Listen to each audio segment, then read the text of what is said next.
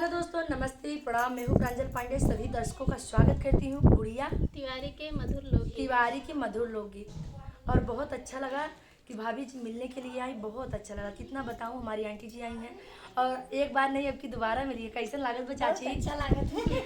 हमसे मिलके कैसन लागत है चाची? बहुत अच्छा लागत है। हमारे जितना दर्शक देखा था ना, आप सबके हम जरूर एक गाना सुनाई था भाभी चैनल पे सुनत जाया। और बिना पैसे वैसे देहे कमेंट और सब्सक्राइब जरूर कर दे जाए।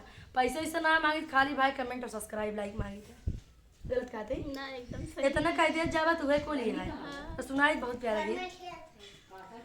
सिटिया काहे मारा देवरू हम तो आउतई रहे। सिटिया काहे मारा देवरू हम तो आउतई रहे। हम तो आउतई रहे, हम तो आउतई रहे। सिटिया काहे मारा देवरू हम तो आउतई रहे। सिटिया काहे मारा देवरू हम तो आउतई रहे। आउतई रहे, कुछ करतई रहे।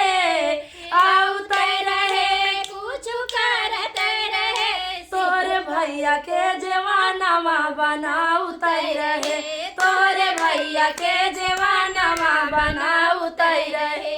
तोरे भैया के जवानामा बनाउतई रहे। सिटिया काहे मारा देवरू हम तो आउतई रहे। सिटिया काहे मारा देवरू हम तो आउतई रहे। आउतई रहे, कुछ करतई रहे।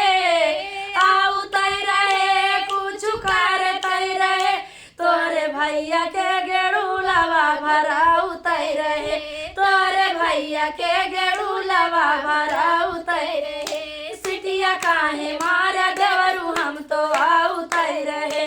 सिटिया काहे मारा देवरू हम तो आउतई रहे। आउतई रहे, कुछ करतई रहे। आउतई रहे, कुछ करतई रहे। तोरे भैया के सेजिया सुताउतई रहे। तोरे भैया के सेजिया सुताउतई रहे। सिटिया काहे मारा देवरू हम तो आउतई रहे। सिटिया काहे मारा देवरू हम तो आउतई रहे। तो हमारे दर्शकों, ये हमारा गीत कैसा लगा आप लोग कमेंट के माध्यम से जरूर बताना प्लीज।